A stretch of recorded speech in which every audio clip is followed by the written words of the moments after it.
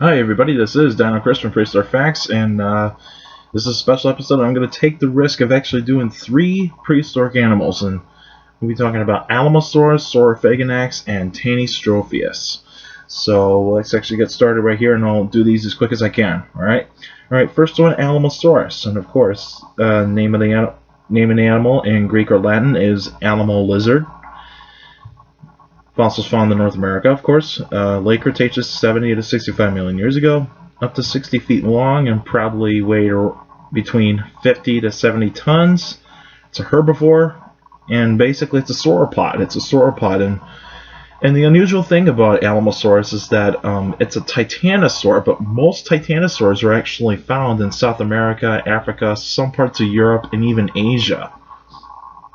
And usually you don't find titanosaurs in North America, but you see this actually kind of changed a little bit, because you see I would think that like a relative of the titanosaurs, or otherwise a titanosaur itself, actually migrated to North America and basically tried to actually live into that type of environment. And basically, Alamosaurus is not really named after the Alamo. I mean, yeah, it does have Alamo in it, but it was not named like that. You see, it was actually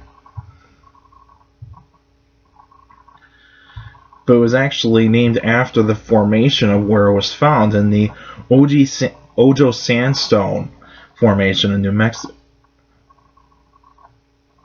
Mexico. So that was basically where the first fossils were found, and that's why it was given the name Alamosaurus, because of the Ojo Alamo Sandstone Formation. But even though fossils have been found in Texas as well, but even though they're very fragmentary finds, and you see there's no complete skeleton of Alamosaurus, so we really don't know pretty much like how big could it really get.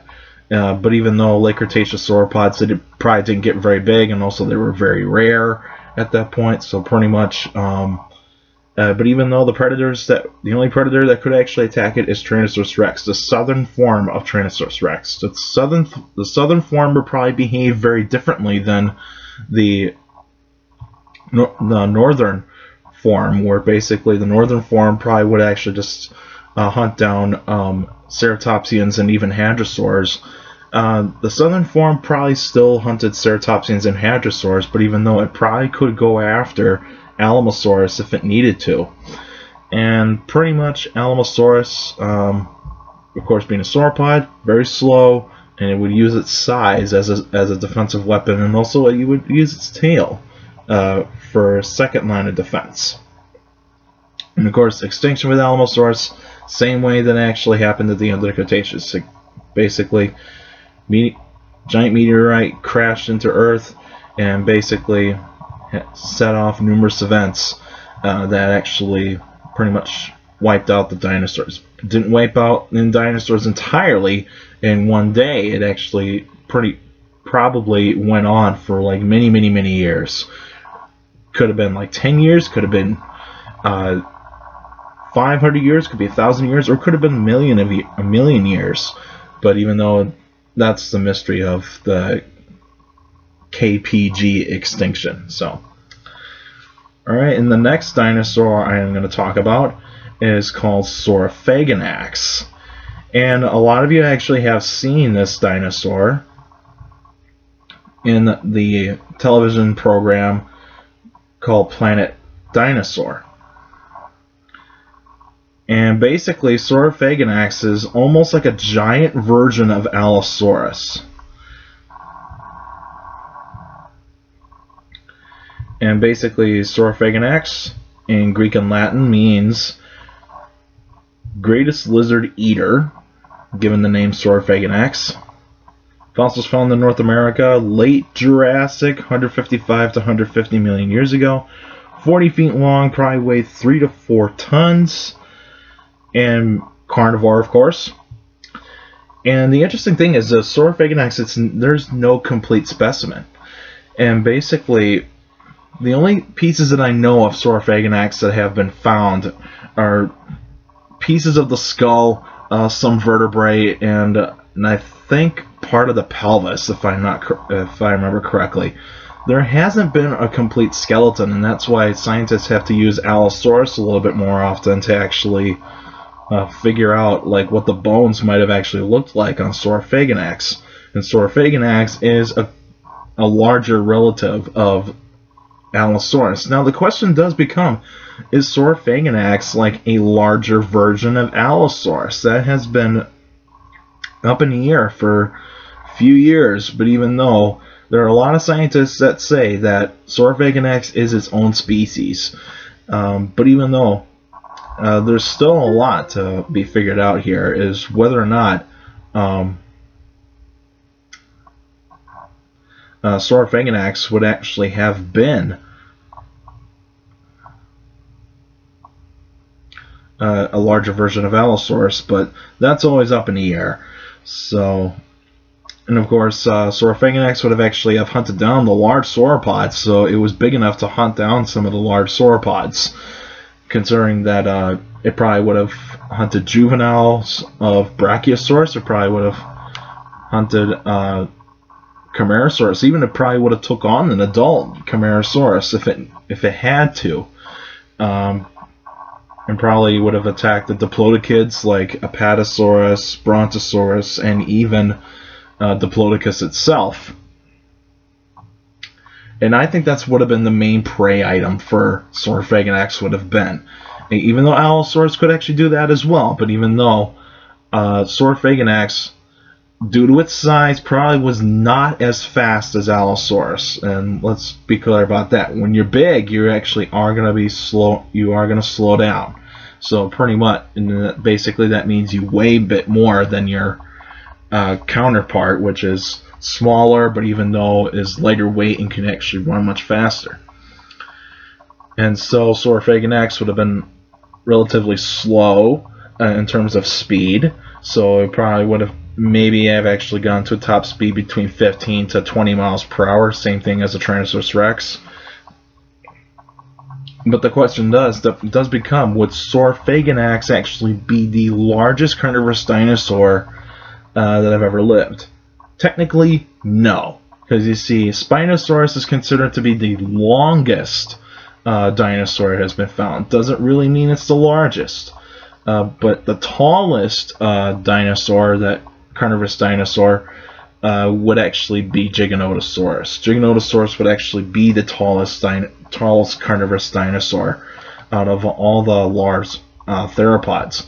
But even though when you actually look at like diagrams of like size comparisons, you don't see Saurophaganax in there. It's because Saurophaganax is still a mystery. Because, well, one thing, it's very rare in the Morrison Formation, and also it's actually kind of hard to figure out whether or not this dinosaur does actually belong into the genus of Allosaurus.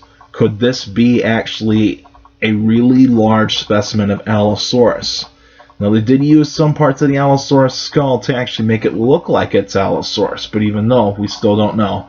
And of course, extinction of Saurophaganax, basically its prey went away, and then basically the Allosaurus and its relatives pretty much took over in the next generation, and then pretty much those guys were gone from North America for a little while, and then basically for pretty much after the early Cretaceous, and that's basically when the Raptors and Tyrannosaurus took over.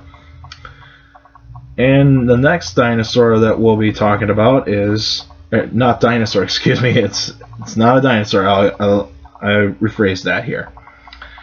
It's a type of semi-aquatic reptile called Tanystropheus. Now, Tanystropheus means in Greek or Latin means long-necked one.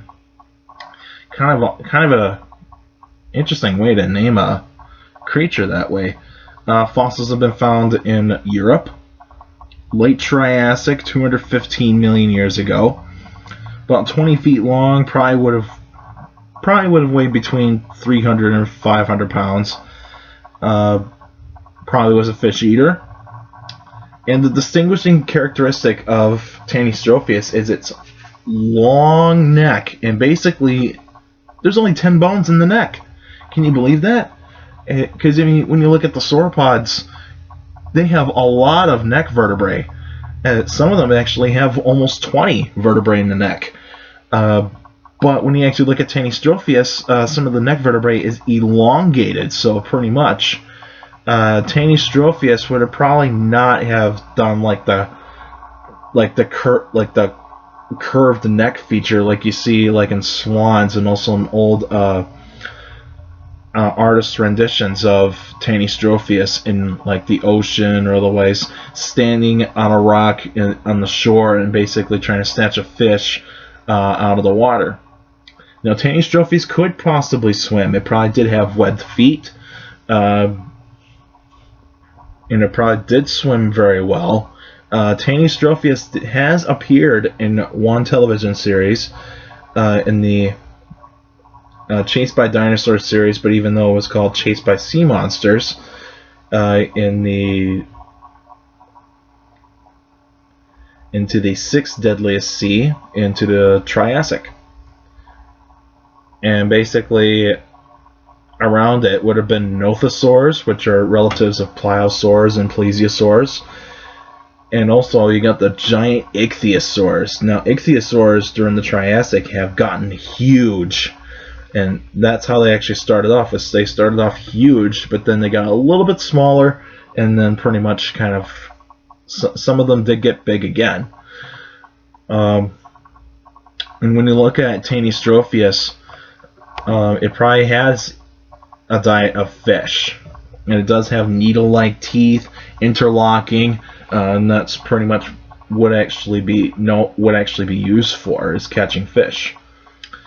And it would probably use it kind of like almost like what Plesiosaurs did, is they basically just snuck their head inside a group of fish and basically just snagged a couple fish to swallow whole. They didn't chew their food, and basically Tanystropheus is not a dinosaur. And reasons why is because, first off, it actually was a semi-aquatic animal.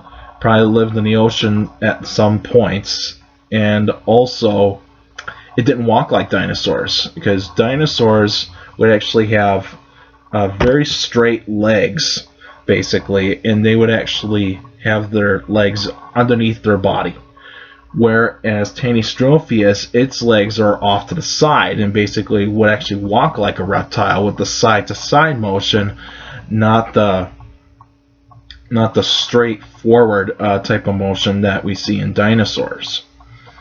And so Tanystropheus, and also another difference between Tanystropheus and dinosaurs is that their bones, Tanystropheus's bones, are not hollow. They were actually kind of pretty thick. So pretty much they would actually have been adapted to a semi-aquatic or aquatic life, and that's why formations of where you find Tanystropheus in the Triassic time in the rocks is basically they've been found in limestones and sandstones, and that's pretty much where they have been found. You won't find them in shales. Shales are more likely deeper water type of formations. And limestone, they're kind of near the shore formations, and that's probably why you would actually see Tanystropheus a little bit more in the limestone formations, and sometimes the sandstone formations, just because maybe some of them have died on the beach. And of course, extinction of Tanystropheus would actually be that its food sources disappeared, and then basically bigger marine reptiles have actually come and taken over the oceans, and pretty much Tanystropheus, its downfall probably would have been its elongated neck. Probably predators that were in the ocean, like bigger ichthyosaurs, probably did attack it at the neck, and basically the neck is its most vulnerable spot, and basically could break that neck easily. And pretty much I think Tanystropheus would have actually had that downfall, kind of like sauropods did, is that the neck is so exposed, it's the weakest spot in the body. So Tanystropheus also probably would have have lost its habitat due to flooding of the ocean, of the rising oceans, and all that sorts of stuff. And also, Pangea broke up, and that's pretty much how it actually happened. Is that the environment quickly changed, and also newer predators actually came in. Alright, that's it for now. Now this coming Saturday would actually be an answering questions episode. So if you got a question about dinosaurs or any other prehistoric life, feel free to email me at dinocris71@gmail.com, or the ways you can go on my Facebook page, Prehistoric Facts with Dino Chris. Like the page, you can actually submit your questions in the comments section on any Facebook post. But remember, keep your questions short and to the point. That way I know what you're actually really talking about. And also you can follow me on Twitter. At CSGRALL. That's my Twitter page, and I post pretty cool stuff there. Also, take care of the people around you, and also for you younger people out there, make sure to listen to your parents, your teachers, and your guardians. Those are the best motivation you can have for good education. It's very important to have a good education, because with a good education, get a good job in the future. And what I mean by that is that younger people, for the younger generation, is basically to just pretty much just listen to your parents, your teachers, and your guardians, because they are going to motivate you to do very well in your education. And that is really important, to have an education, so that way in the future when you actually are going to get a job, you have the education behind it to actually know that you actually are going to do well in your job, even if you go to college or you don't. That's basically how it goes. Alright, that's it for now, and I'll see you guys this coming Saturday.